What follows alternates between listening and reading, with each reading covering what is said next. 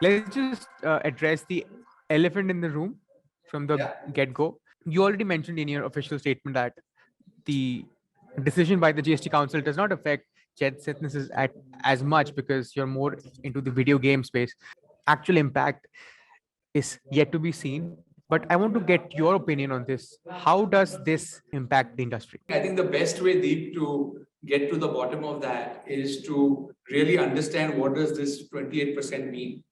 I think this 28% has been applied, as you know, to the online gaming industry, which is different in a way from the video gaming industry. It is applied to the industry where you are wagering, or there is money which is going in for an outcome also which is monetary, right? So it's a wagering or amount that is being invested or paid in by one player versus and 2, 3, and you get an outcome which is linked to that, right? It only applies to that industry, and that's why we have been unaffected, because we are not in real money gaming, fantasy, or anywhere where that happens. So it's not money in, money out, right? It is, in our case, it is money spent to be entertained, to grow your skill, to so in-app purchases and that kind of monetization. Now, what happens in an industry where you're saying 28% applies on the face value? So I don't think it's as much about the 28% as it is the 28% being applied to face value. So think about it. If there are two people in a room who are, say, putting in 100 rupees each for an outcome, that one will win over the other. Today, at a 28% GST, the amount total coming in is 72 each, which is 144, right? Now, the platform would normally have charged a fee earlier, right? On the, say, assuming 200 came and they took 20 or 30 or whatever, right? At least the winner had 170, to take back. And maybe the platform paid GST on the 30 rupees that it collected, right, which was there. Now, when the total amount is only 144, right, and the platform will take a fee, right, what will be left for the winner is about, say, 120 or 130 or whatever is the amount. So would someone really risk 100 rupees to earn 30 rupees, right? So the chance of, even breaking even is you have to win 3 times and lose once just to retain your amount, right? So you have to have a real much higher probability. So, when you hear industry is dead, people are evaluating it from that angle, that there is no way for anyone to, there's no incentive for a person to come and play, or even because they will not be able to, have a winning attached to it. Right? So I think that's why you heard that this is, pretty much is not going to affect the industry. I mean, it's going to affect the industry very badly. Not necessarily on what happens from the platform side or the GST piece, but the disincentive for any player to come and, be a part of that. And I think the GST Council mentioned that it is being done mainly, and I'm talking from what publicly is available. It is being done because of moral concerns and all. And like 4-5 states had anyway banned a lot of these platforms in any case, because societally you're wagering money to get an outcome, and get compared to betting, and also GST Council put it in the same category as horse racing and casinos, where it is equivalent to some shape and form of, I would say, gambling. And that's really what the law has done. And I think that's where you've heard this thing from the industry, right? Which has gone on. So, Do you feel there is a disconnect between the ground reality and the administration as far as gaming is concerned in India? no, so I think this the thing between game of chance, game of skill, in this case, it becomes moot conversation, right? Because the GST is being applied on, where the amount is being put in at face value for any financial. So it doesn't matter, what is the type of game. I think that is the stand the GST Council has taken. So I think that is clearly, it becomes a moot point in this conversation, from what I understand. I mean, I could be wrong, but from what I've read from media reports. So the question is that whether the GST should be applied on the face value. I think that is the larger problem, right? If I were to look at what the industry is saying, right, distinguishing between others and saying one will not apply, and that is different. But The point is that the GST is being applied at the face value, and that is what is affecting, this particular, industry. I don't think it's a discussion between skill or chance here, at least from what I understood. No, I think again, when we talk gaming, it depends how we define gaming, right? So the video game industry, which is the mobile, the console, and the PC, which we are on, right, is a $180 billion global industry for 50, 60 years, very, very clearly, growing at a particular path, particularly in India. But the Indian industry in the video game industry is a very small component. It's less than 1% of the global industry, right? That industry is, in a way, as I said, unaffected by this legislation.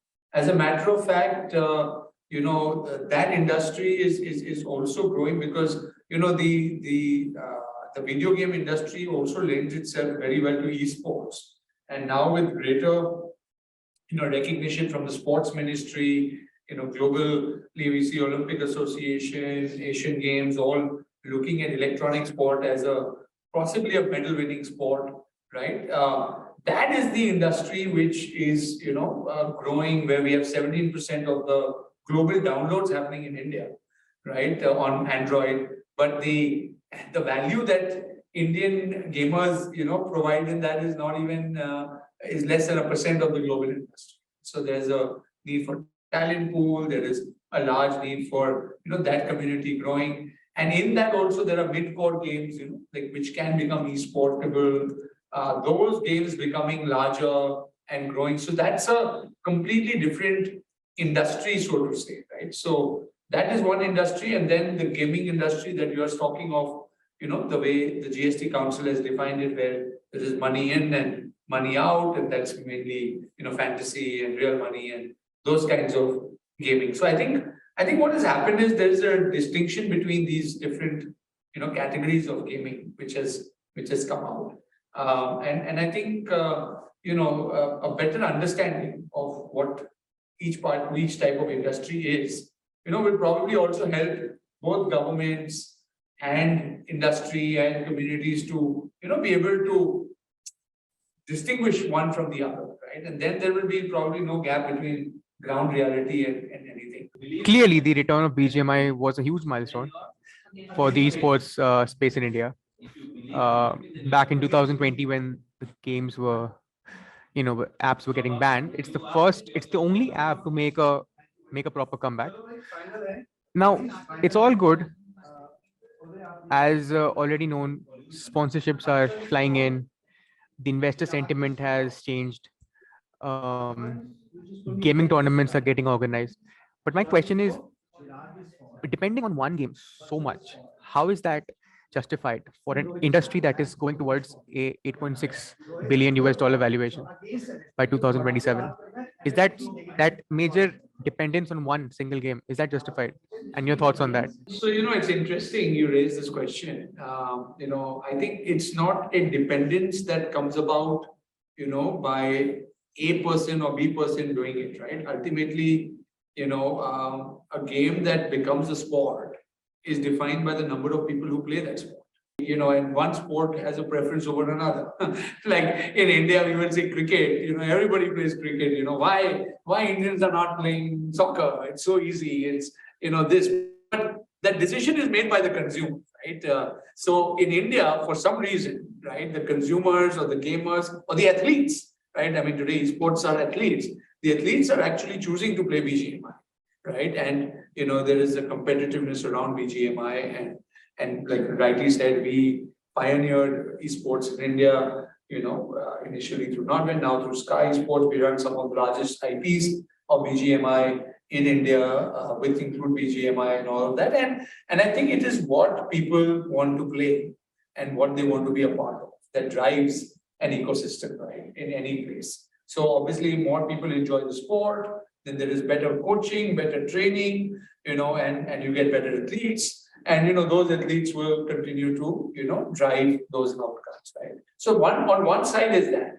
Second is I think from an India context, right, we don't also have an esportable or an esports piece of content or game from India, which is localized to what Indians would like to, probably be a part of. And I think that's where our bid in, we have the largest global market share in simulated cricket, right? With real cricket, and we've announced the global e-cricket Premier League, the GEPL, which will have the highest prize pool of any esports tournament held in India ever, right? Whether it's BGMI or whatever.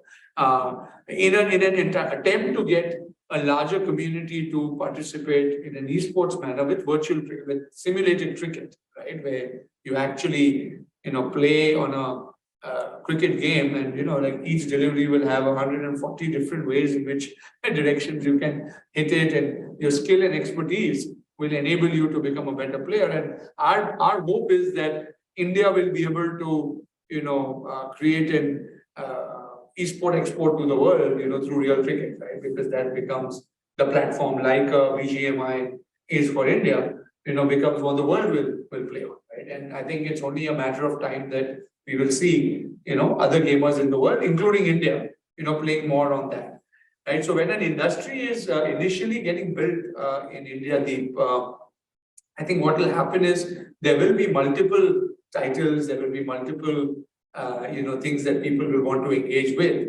But ultimately, the athletes will decide, what is it, which is the sport that they like, in other words, which is the game that they want to engage with and compete professionally, right? And there are many drivers to that. And it's also, of course, the publisher and all of that, but also the ecosystem that then gets driven by that. Like, why is cricket the most valuable sport in India? Because most people play cricket, right? I mean, you and I also, when we see kids at home, and I have a nephew, and I used to wonder what made him. He'll play two sports for a little bit, badminton, soccer, and suddenly I see he comes back to cricket. And also, I can't decide why he plays cricket every time, right? I mean, but it's just the way people get tuned, and you'll go to Europe and it'll be soccer, and in other countries it is something else.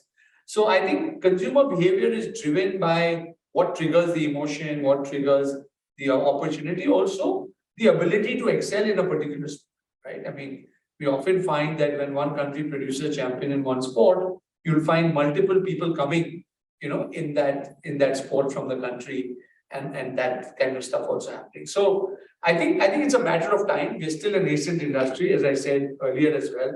Both not only the video game, but the video game plus esports industry. And esports is like an extension of the video game industry, right, if you were to really look at it. So in that sense, as the video game industry in India matures, we will find, I think greater esports ecosystems being built, not only necessarily around one or two games, but could be even more games. Or it might, nobody knows what is it that will shape up from an India perspective. But very clearly, like real cricket has 260 million lifetime downloads, is the number one game played in India, both in terms of, from an in-app purchases, from all of those angles, right? BGMI is the number one game played in India out of all the titles, right? So if you look at, from that angle, there are more people playing it, and the more people who are playing an esportable game, you'll obviously have more competition around that sport, right? Because it is the most popular sport. So I see that trend actually, continuing in India. Another market that has been growing tremendously is the animated content market. The market is set to reach a valuation of $43.73 billion by 2027. How do you see this market evolve in the years to come? Yeah, no, I think this is again a huge area. It's a massive opportunity even for Indian talent to get livelihoods, right? Because there's a world massive, animation market, and they report you're talking the anime market, which is a Japanese, form of art, which is now becoming exceedingly popular globally. But it's surprising that it's become so popular in India also, right? We have seen a few Exceedingly, such, yes. yeah, and the next generation, the young generation is extensively engaging with that. I think these are all, trends which will promote the creative industries, right, significantly. And India can, in my mind, play a much larger role in the global supply ecosystem, when it comes to these areas, right? Like the reason we were able to study this market is because we've had a deep presence in Japan itself, right? Catering to companies, understanding this market, and the size of the market there and the size of the market that it can grow to globally is a huge opportunity for India to be able to, be a part of it. And it's funny how young people, get associated with things like, animation, because they also become representative of culture. It becomes representative of a way of, the manga that comes out of it, the way storytelling is happening. So many unique aspects get built, right? When you see, these industries, flourish. And today, a lot of this is becoming full-fledged, short format videos, long format videos, movies, films. I mean, it's just percolating into so many different areas. As we are seeing with augmented extended reality, the lines between which is the real world and where is the virtual world are all, kind of merging, right? So you will find, anime characters, cosplay in our esports games, which are characters out of games, and different people around the world coming together in different shapes and forms. Avatars we are seeing today, right? So to me, it's a very interesting world that will be built with reality, the way we understand reality or we perceive reality, virtual reality, augmented and mixed reality, right? And they're all kind of working together, which in a way is, the metaverse in some shape and form. But I think that is what has also driven, this a lot. But the core aspects of storytelling, engaging, etc., will remain. And there is this style which is very conducive for Gen Zs, and now even I see Gen Alpha community spending a lot of time. So it is definitely an opportunity for the future for them. My last question to you is, what are some of the ongoing projects that JetSynthesys has undertaken? And if you could share a few words on that. Yeah, so we are really, I must say, if you look at this last quarter, there were 2-3, new things that like what I think you mentioned, which came up. As I said, we are given our expertise in sports and particularly in cricket in the digital world. We've also seen how digital cricket can become a process of learning and actually get more people to play cricket around the world. We did an esports tournament in the US, and we saw how, when the esports team won there in cricket, you're seeing a whole league being played in the United States with cricket. The Maharashtra Premier League, we also bought a team, the Ratnagiri Jets, and we actually won the inaugural Maharashtra Premier League in the world of cricket, right? So our generation movement into that has started from the digital world, the ability to understand and be a larger part of that ecosystem, right? Now we are promoting and building grassroots talent in Maharashtra that will actually play game of cricket. We are also building grassroots talent which is playing, simulated electronic cricket, which requires a different set of skills, right? To be the best sports person there, you need a very different level of hand-eye skills, coordination, mental strategy, etc. Because you're playing in limited overs, different conditions. Who do you get to play? And you'll see a lot of that in GEPL, which I talked to you about, right? And in the other world of cricket, there is so, as I said, the merging of these worlds is something which is very exciting for us. Also, when we participated in the large, event which happened in Delhi, and our JetSynthesys arena was visited by the Honorable President of India, and I think somewhere it came up that what JetSynthesys is building is for products for Indians who have never been born, the future. So we are saying, when we engage with the Gen Z community, which is people born from 1995, we wanted to see how do we understand behaviors of, the Gen Alpha, those who are 2010 born, the 14, 16-year-old, 18. So we actually acquired Kids Byte, a kids platform, which, is for kids, by kids. They share their issues on social views on how society should be, how can they be more involved and participate. So we are, understanding and engaging with that generation, right? So really, JetSynthesys is built on the pillars of, being a key part of the lives of,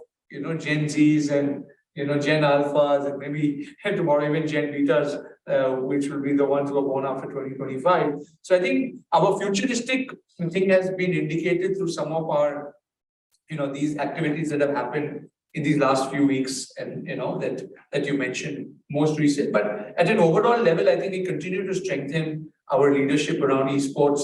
and gaming, especially as I talked of the video game industry, across mid-core, casual, and other aspects, our entertainment ecosystems in music, our Bhojpuri and other music leadership that we have in the country, our platforms that are, engaging with those large communities. And then really, how do we play a key role in the lives of people through their health and income, so our wellness platforms, the livelihood platforms. So we're continuing to strengthen these ecosystems and see how we can create, exponential value addition, not only for the consumers, who are participating with JetSynthesys products, but also, for all our stakeholders as we continue to. So we're really excited about what the next decade brings for us as JetSynthesys. A very small follow-up to my last question. Is Web 3.0 integration something that's on the cards for JetSynthesys? Sorry, Is Web 3.0 integration something that's on the cards for JetSynthesys? So yes, so as I said, we did acquire. So when we look at Web 3.0, we really look at it as all the metaverse experiences that we talked of. Web 3, according to me, has so many technologies that are inbuilt that will definitely build a lot of value in the future, whether we take blockchain, we take decentralization, many aspects which are the building blocks of Web 3. The whole issue with the crypto or the currency part of it, right, which has got affected, has actually, to my mind, slowed down the progress at which Web 3 will happen globally, because, I think everybody will probably now wait to get better understanding of regulations and, how does that, any new technology, right? It takes a while to stabilize. I think that's, in a way, it's a good time for us as JetSynthesys because we, again, never leapfrog into anything till we are very, very sure of the basic building blocks. And, we are strengthening to build our building blocks particularly around the meeting of multiple verses, which we believe is already a consumer trend that we are seeing, of the future. But really, the true power of Web 3 and how it will unlock through decentralization and personalization, I think it's hard to predict the timelines around that. But something that we are deeply foundationally building, at JetSynthesys from a technology standpoint, at least, being able to delight and bring the best experiences to our consumers in whatever shape and form we can. I also believe that, things like digital collectibles, virtual goods, etc., where it is truly valuable will start to emerge, right? Everything cannot become a valuable in the digital world like it is in the real world, but there will be certain key assets of the virtual world and collectibles that will continue to show out. And given we are engaged with, celebrity and other ecosystems, both in India and globally, we see some value happening in those areas. So there are certain specific spaces, where we feel the Web3 adoption might happen sooner than later. But definitely that, the FOMO effect of which was there for a while has subsided. But I think from what I read and hear, there is a global re-emergence happening slowly. But it is definitely a technology for the future, and one that, we are looking at very closely. Mr. Navani, thank you so much for this conversation and for taking up the time. You were hard to catch, but this finally happened, so I'm glad. I know, likewise, and thank you, Deep, for a very engaging and interesting conversation. As always. Thank you. Take care. Looking forward to more such conversations. Anytime. All right. Likewise. Thank you. Take care. Bye. Take care.